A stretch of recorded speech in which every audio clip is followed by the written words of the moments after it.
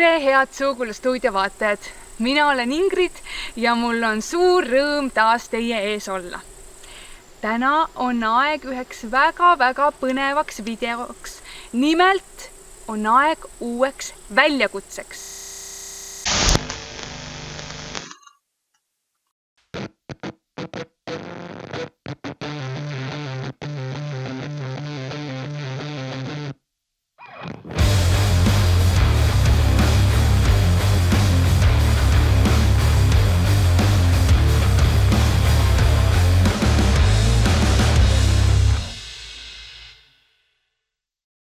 Mul tuli väljakutse ja sõitsin kohe välja 2 päeva hiljem.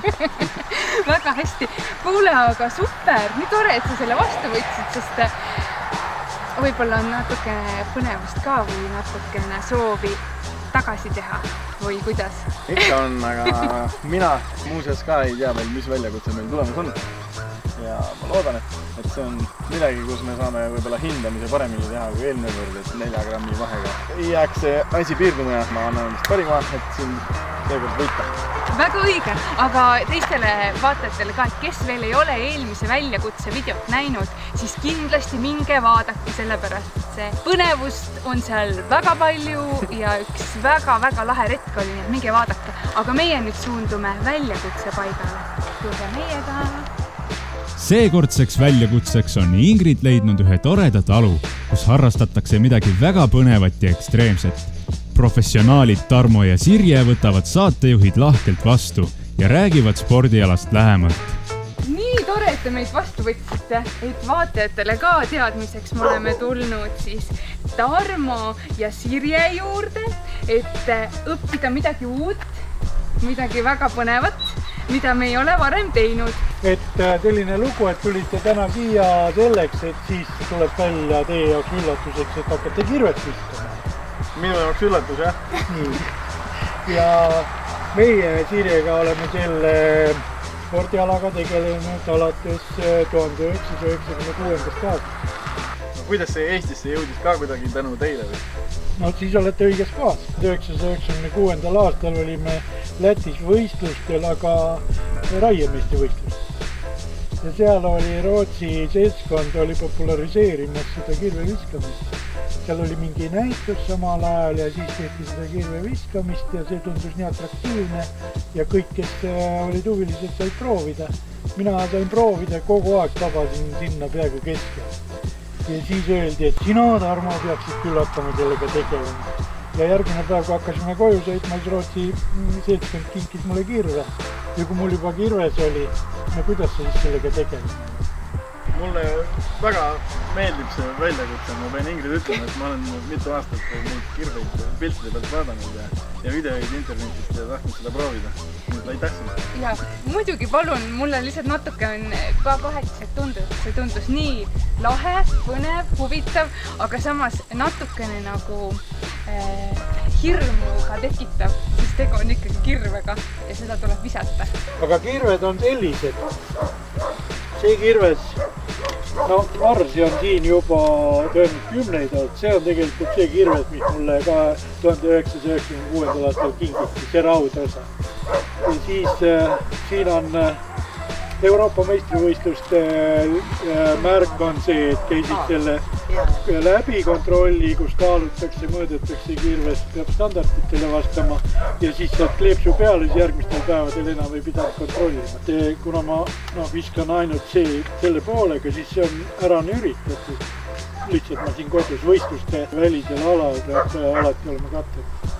Siin on üks minu abikaasa Sirje on ainukesena eestlastest nii meeste kui naiste seas, kes on Põhjamaade meistrivõistlustel 2 korda pronksmedali saanud. Ja siis hea esituse eest abikaasa lasi teha ja kinkis sellised. See, mis mulle kingiti, see on mul lihtsalt hea mälestus ja on lihtsalt muga kaasas tihti. Ma tegelikult viskan hulga väiksema ja võimalikult lühikese varrega, et see sabapikkus ei tohi olla alla 62 cm. Ja see ongi siin umbes 63 või 4. Ja kaalan ei tohi olla alla kilo 352. Kas ma teile näitan nüüd viskamist ka või? Muidugi. See on siis 5 punkti keskel. See on 4, 3, 2, 1. ja kui kirves on kuskile lõikunud, siis loetakse kõige parem punkt. Noh, see on 4. Noh, saate. Ta on küll 2 ja 3 sees ka, aga ta kõige parem on 5. Arvestatakse siis seda kohta, mis nüüd läheb puusisse või seda... Ei, mõttelist kohta ei arvestata. Okay. Mõttelist kohta ei arvestata. Siis on veel viga, kui läheb otsaga, 2 otsaga, siis on 0 alati. Ja kui teeb rohkem kui 1 tiiru, ehk läheb niimoodi, siis on ka 0. Nii, siis selle, kui nüüd oletame, et meil on siin absoluutne horisontaalne loodismaa, siis selle keskkoha kõrgus maast on 1,50 m. Siin tundub ta madalam, aga lihtsalt seal see koht on madalam, kus me viskame. Ja kaugus siis, kui risti maa, viskejooneni on 6 meetrit. Oluline on, et sa viskad joone tagant, peale viset üle ei astu. See on nagu kuulitõuke. Jah, sama. Enamus viskab nii, et üks jalg teine taga, et kehal oleks tugev. Ja nii võetakse 2 käega kirja tagasi. Viitakse, viidatakse üle pea ja need julge loeme punkti. Kas ma võin proovida lugeda?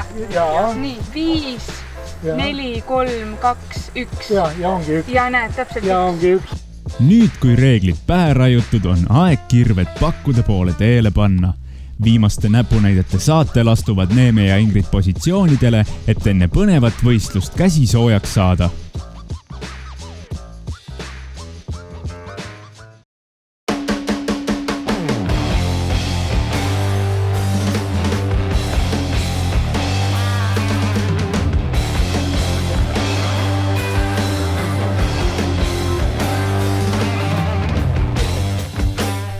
Täiesti lõtvade rännestiga viskama nii.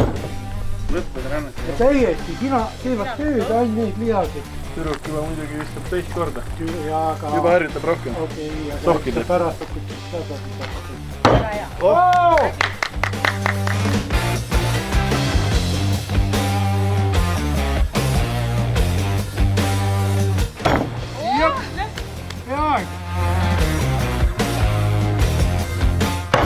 Väga hea. Tegelikult visatakse ka sammu peal. Vastu see vis. Peas, et üle.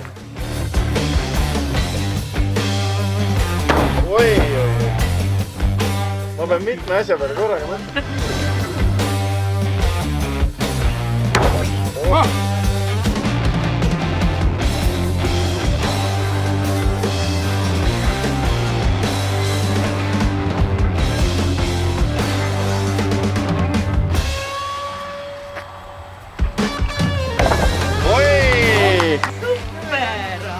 Perfektne asend ja kõik on super. Võitja on vist tead? Ei ole. Ikka üle võitja. Väga hea. 5, aga ei loetaks. Aga miks talle niimoodi? Sellepärast, et ta ei suuda andmeid vabastada. Andmed lõbaks. Täiesti niimoodi, et... Aga millega ma viskan? Lõla. Nägid? Oli täpselt see, aga üle pakku oli. Jäi su meelde, kuidas sa tegid? No võlgadega. No jah, siis. Professionaalide suud vajusid lahti, kui Ingrid justkui loomuliku andega korduvalt perfektseid viskeid sooritas. Neeme sisemise viikingi leidmine polnud aga nii edukas. Esimesed katsed olid küll lootust andvad, kuid ekspertide detailsed nõuanded tekitasid temas vaid segadust. Ma pean õrnevat vist. Ma pean alla poole. Muru platsi poole. Liiga spetsiifilisele õpetusele ajab pea sassi.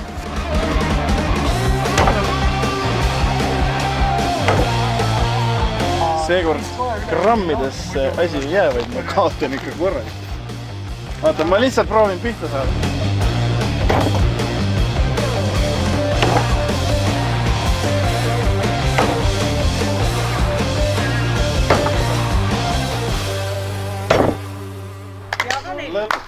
On ju super.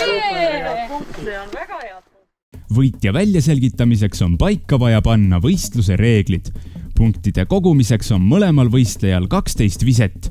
Võrdsete tingimuste tagamiseks toimub 6 viske möödudes kohtade vahetus. 12 viskepunktid summeeritakse ja suurema punktisummaga võistleja kroonitakse väljakutse võitjaks.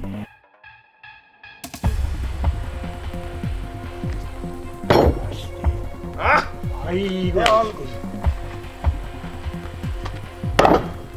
üleastumine. Esimene rada 0, teine rada 4 punkti. 0-4. Neeme läks joostuma. Teine vise. Oi! Ja võite järgi minna 0. Seis on endine 4-0, juhib Neeme.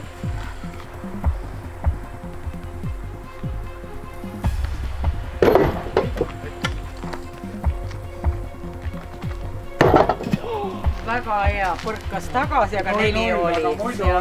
Väga hea. Ja 4. vise.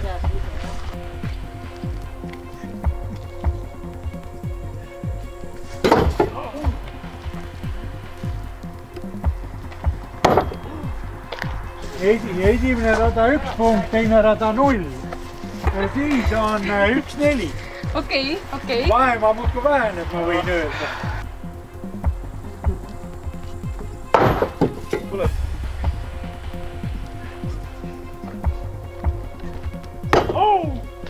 2 ja 0. Nii, võib tulla.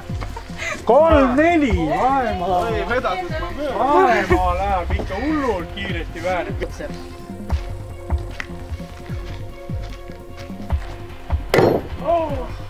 Selleks Püsi. ta tohib minna varraga vastu muidu. Jaa, tohib. Nii, 0 ja 3. 7-3 seis. 7-3 Neeme tungival eduseisul on need vahetus.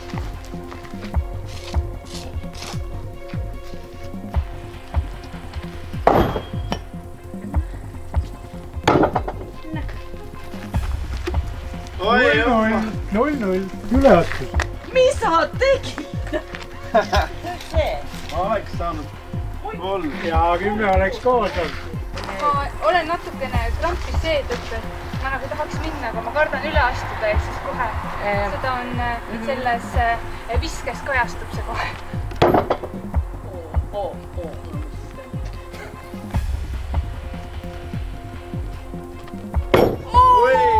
Ei, seiske!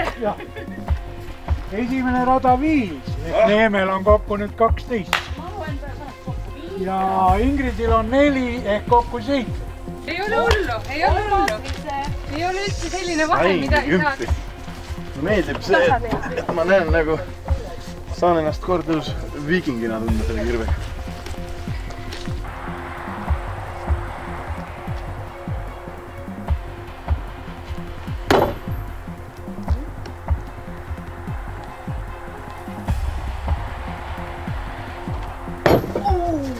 Seiske!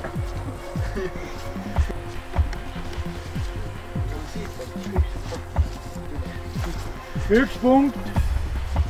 Ja siin on 5 punkti. 12 juba kokku. Oi, kui napid peaaegu 2 on. 4. vise siin. Muidugi super, et nii tasavägised need on. Meil kalapüügis olime ka.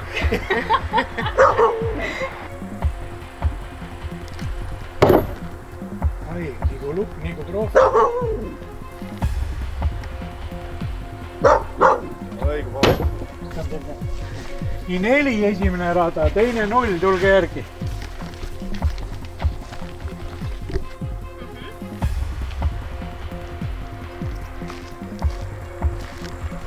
Oi, paha see koni. 0 on 0. Võite järgi minna, 0 on 0. Ära numbreid muuda, jääb sama. Nii, viimane vise. 6. vise siia. Kõik on veel võimalik. Viik on võimalik tõesti ja matemaatiliselt täiesti.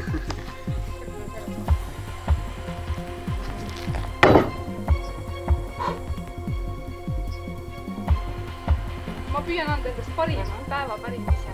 Tuleb nüüd. No peaaegu. Ja peaaegu. Nii, 3 Neemel ja Ingridil 0. Neemel sai siis kokku, kui ma ei eksi, 20. Jah. Ja Ingrid sai sama ilusa numbri 12. Jah. Aitäh.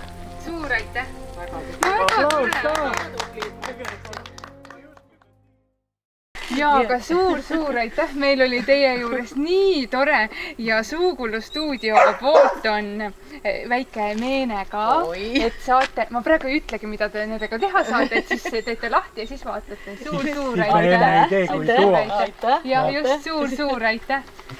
Teiega oli väga tore ja me võib-olla saime tõesti siit mingisuguse pusiku külge, et me katsetame mõnikord veel. Tegelikult tuli päris hästi hea välja. Mulle meeldib, et te saite viita pakkele ja algul natukene ma kartsin, et kui ikkagi üks nendest ei hakka üldse sisse saama, siis nagu kaob see nagu üldse moment ära. Aga moment oli kuni lõpuni. Vahepeal oli täitsa põnev, oli juba 12-13 oli üks punkt vahet ja poole peal üks punkt vahet. See ongi täpselt nagu, alustame nüüd uuesti siis peaaegu. Meil oli kõik planeeritud, täpselt niimoodi.